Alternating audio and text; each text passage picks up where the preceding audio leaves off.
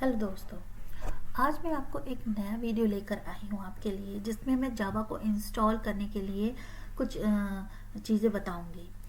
मैं आज आपको हिंदी में ये एक्सप्लेन करूंगी कि कैसे हम जावा को अपने लैपटॉप में, चाहे वो मैक हो या विंडो, इंस्टॉल कर सकते हैं। ये बहुत ही आसान प्रोसीजर है और इसे किसी भी विंडो, मैक या लिनक्स मशीन पे इंस्टॉल किया जा सकता है। सबसे पहले हमें जावा को इंस्टॉल करने के लिए हमें जेडीके इंस्टॉल डाउनलोड करनी होती है इंटरनेट से। तो सबसे पहले हमें यूआरएल में ये डालना होगा कि जावा, यहाँ पर मैं आपको जावा 8 डाउनलोड करके दिखाऊंगी।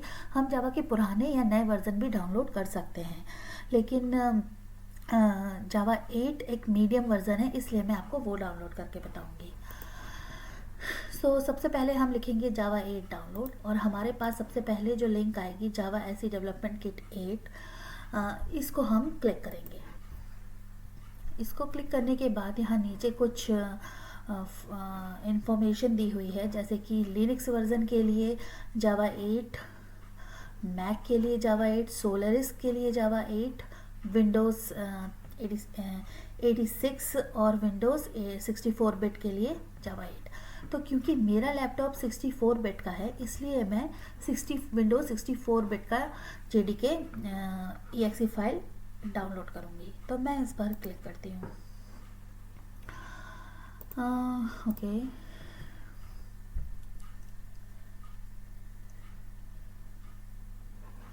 तो यहाँ मेरा यूज़र नेम और पासवर्ड मांगेगा।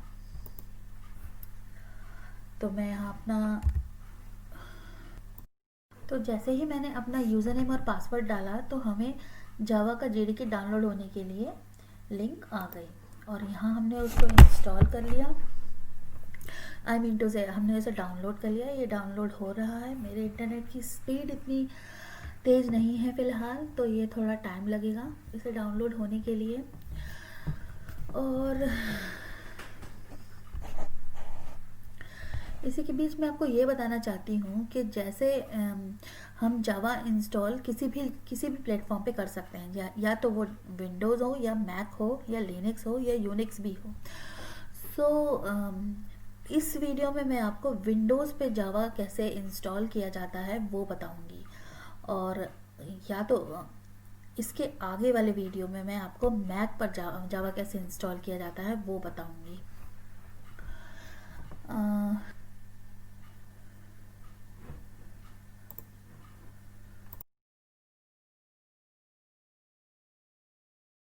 जैसा कि आप देख रहे हैं दोस्तों, यहाँ जावा जेडीके EXE फाइल डाउनलोड हो चुकी है। जब मैं इस पर राइट क्लिक करूँगी और ये यहाँ ओपन होगी, मैंने क्लिक किया, और उसके बाद ये विजार्ड हमें बता रहा है कि इसके थ्रू हम this wizard will guide you through the installation process of the JDK 8। तो ये हमें बताएगा आगे कि हमें क्या करना है। हमने जब नेक्स्ट किया तो हमारे पास ये ऑप्शन आया। इसके बाद हम यहाँ पर ये इंस्टॉल टू एक URL दिया है, और ये हमें बताता है कि ये URL है या ये वो प्लेस है जहाँ पर जाकर जेडीके 8 इंस्टॉल होगा। तो हम इसको चेंज भी कर सकते हैं। इस पर जब हम चेंज पर क्लिक करेंगे तो यहाँ पर हम इसको ब्राउज करके इसको हम पाथ को चेंज करके कोई और प्लेस भी ले सकते हैं, या फिर हम ऐसे बैक जाकर, हम जैसे कि हमारे C ड्राइव में पहुंच गए हैं, तो हम यहाँ पर एक फ़ोल्डर बनाकर इस बटन से हम एक फ़ोल्डर बना सकते हैं, जिसका हम नाम दे सकते हैं रेशो जावा। एंड देन हम उस रेशो जावा फ़ोल्डर को चूज़ करके, तो हमारे पास अब आप देख रहे हैं कि हमने फ़ोल्डर चेंज कर दिया है, और अब ये जेडीके यहाँ जाके इंस्टॉल होगा। तो इसके बाद हम क्लिक करेंगे नेक्स्ट पे, और यहाँ नेक्स्ट पे क्लिक करने के बाद ये जावा इंस्टॉलेशन प्रोसेस स्टार्ट हो जाएगी। I mean JDK installation process. तो ये थोड़ा समय लेगी, और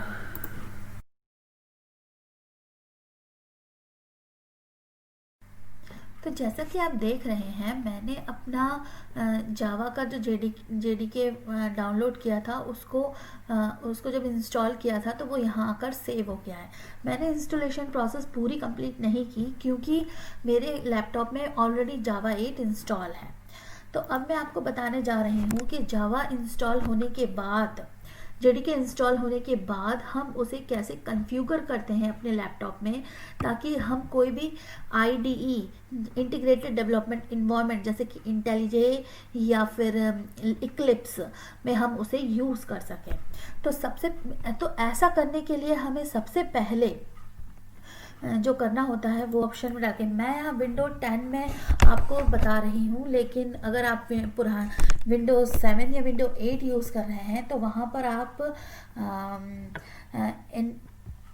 एनवायरनमेंट वेरिएबल जो होता है कंप्यूटर का, सिस्टम एनवायरनमेंट वेरिएबल को ओपन करके यहाँ कुछ इस तरीके से विंडो आएगी सिस्टम प्रॉपर्टीज़ में, एनवायरनमेंट वेरिएबल, इसको हम ओपन करेंगे और यहाँ पर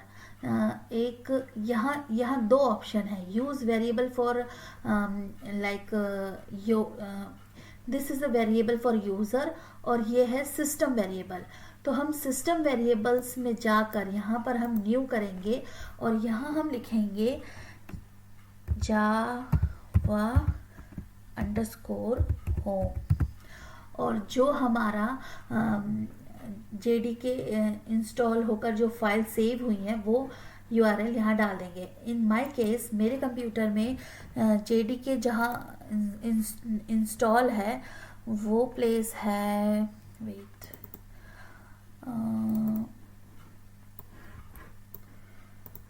वो प्लेस है यहाँ।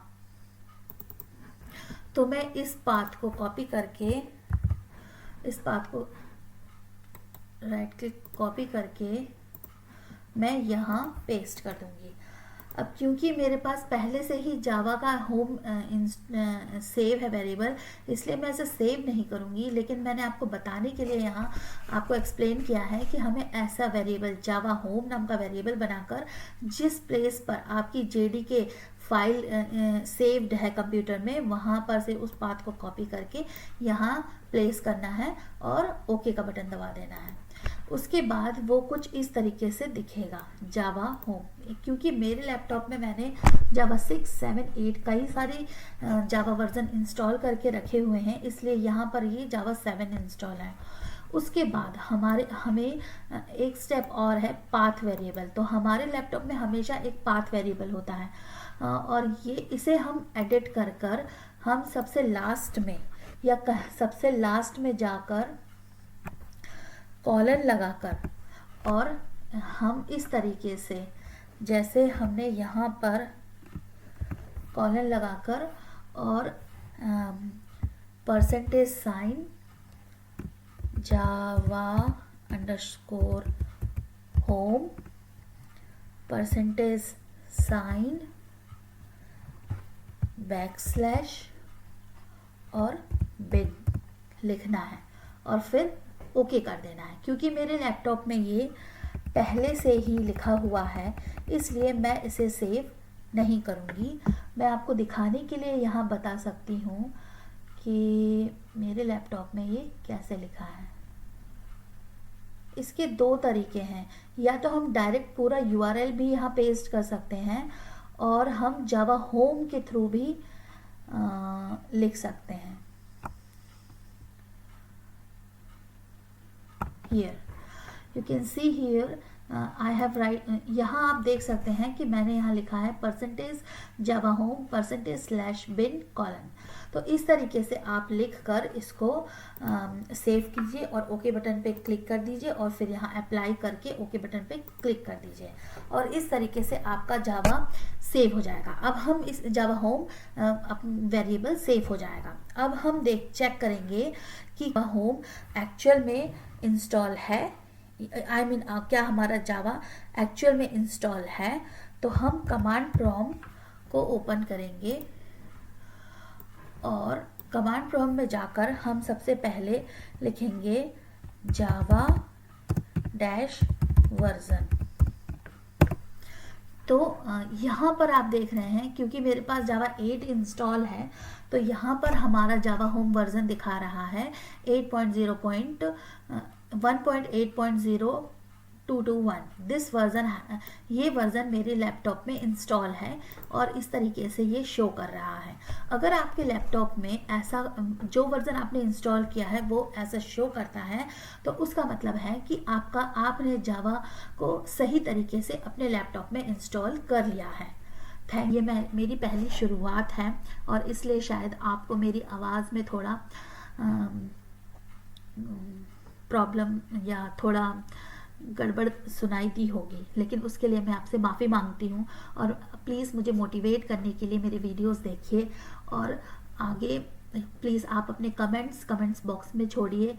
जो आपको आगे टॉपिक्स पे आपको वीडियो चाहिए मैं आपके लिए बनाऊंगी हिंदी में, और आपकी हेल्प करने के लिए मैं यहाँ हूँ। Thank you very much for your help और kind support. Thank you very much.